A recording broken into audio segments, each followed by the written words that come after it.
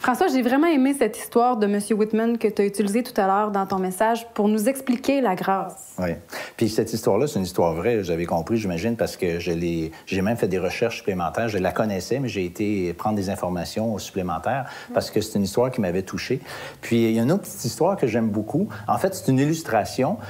Imaginez, dans le bon vieux temps, il y avait des sous-sols, là, que ça s'appelait plutôt une cave, et puis plutôt qu'un escalier standard, c'est une trappe, et puis avec un escalier assez à pic, de telle sorte que le papa, il descend en bas, et lui, il se retrouve dans le noir, et puis son petit gars qui est en haut, il dit qu'il veut aller avec son père. Fait que là, le père, il dit au petit gars, ben saute dans mes bras. Puis le petit gars, ben je te vois pas. Mais le père, il dit, non, non, écoute-moi, je suis là, je vais t'attraper. Et là, le petit gars, il saute, et puis le père l'attrape. Et ça, c'est une belle illustration de ce qu'est la foi, parce que la foi, c'est pas juste dire, oui, je reconnais, j'accepte intellectuellement quelque chose, mais c'est l'idée de prendre une décision, de poser un geste basé sur cette réalité qui n'était pas visible pour le petit gars, mais qui était pour non moins une réalité. Et c'est ça qui est important. Et si le lendemain, par exemple, le petit gars, il retournait et puis il sautait, mais là, il sautait dans le vide parce que le père était plus là. Et ça, c'est pas la foi, c'est de la folie.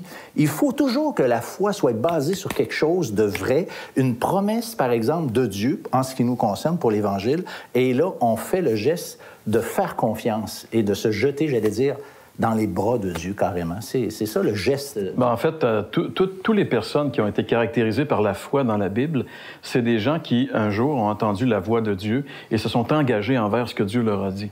C'est ça, la foi. Ils ont saisi la promesse. Et c'est résumé dans un chapitre de l'Épître aux Hébreux, chapitre 11. Et le premier verset de ce chapitre-là nous donne une espèce de définition de la foi en nous disant c'est une démonstration des choses qu'on ne voit pas. Et quand tu me parlais de son petit gars là, qui doit se tirer dans les bras de son papa qui ne voit pas, bien, c'est juste la foi qui peut lui permettre de poser un geste comme celui-là. Absolument. Parce que si on le trompe, le petit gars, il va vraiment se faire mal.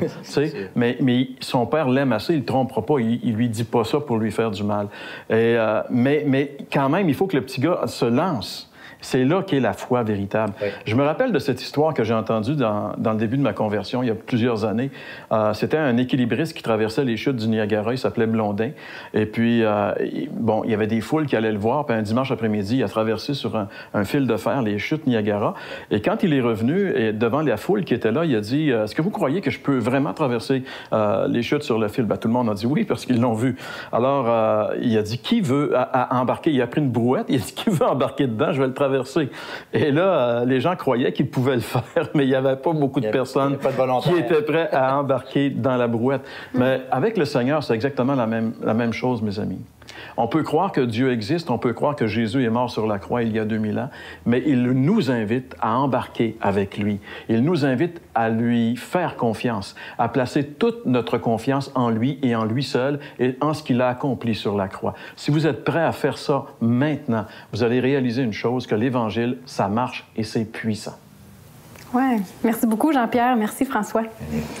Alors, si vous avez envie de réagir à ce qu'on vient de vous expliquer, je vous invite à nous téléphoner ou encore vous pouvez nous écrire à l'heure de la bonne nouvelle, casier postal 26006, Trois-Rivières, Québec, G8Y7M1 ou par téléphone au 1-866 509 1319 ou encore par courriel à info@hbn.ca.